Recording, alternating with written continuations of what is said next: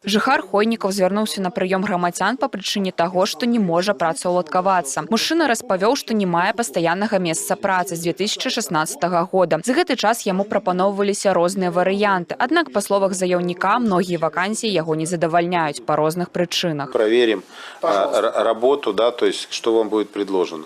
И в ближайшее время вам письменно, да, то есть будут предложены имеющиеся вакансии, да, то есть после того, как вы посетите нанимателя, да, то есть будет опять же письменно ответ, если, либо нанимателя не устроит, либо вас не устроят те условия, которые там предлагают, же исполком к вам обратиться, да, то есть и вы проинформируете, почему либо отказались от этой, либо приехали и, скажем, той вакансии на тот момент не было. У рамках сустрэчы з калектывам намеснік старшыні Дмітрый Алейнікаў падкрэсліў, што сацыяльнай сферы важна не толькі захаваць дасягнуты ўзровень, але і пастаянна працаваць над яго павышэннем, аператыўна рэагуючы на запыты людзей. Сярод праблемных пытанняў закранулі тэму зносу хірургічнага корпусу, а таксама бягучы рамонт паліклінікі. Вялікі акцэнт зрабілі і на прафілактыкі злачынстваў правапарушэнняў непаўналетніх, і на працы ўсіх суб'ектаў прафілактыкі. Большое внимание было уделено системе здравоохранения, системе образования.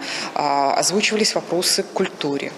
В основном это направление пополнения материально-технической базы, своевременное и качественное проведение ремонтно-строительных работ, обеспечение ряда мер безопасности для нахождения ребят, взрослых на территории наших учреждений. Руководством района все эти поручения будут взяты на контроль, и в ближайшее время будем их исполнять. Наступны пункт маршруту Хойніцкі дзяржаўны каледж. Гаворка ішла пра Дзень Канституцыі Рэспублікі Беларусь. У рамках візіту намесніку старшыні таксама прэзентавалі праекты па патрыятычным выхаванні моладзі, які праводзяць ва ўстанове. Для нас, это даже как для колледжа, эта встреча очень важна, так как мы можем зампредседателю позадавать очень много и интересных вопросов, так как у нас накануне День Конституции Республики Беларусь, мы можем задать на эту тему вопросы, так и просто задать несколько наших вопросов, которые интересуют нас.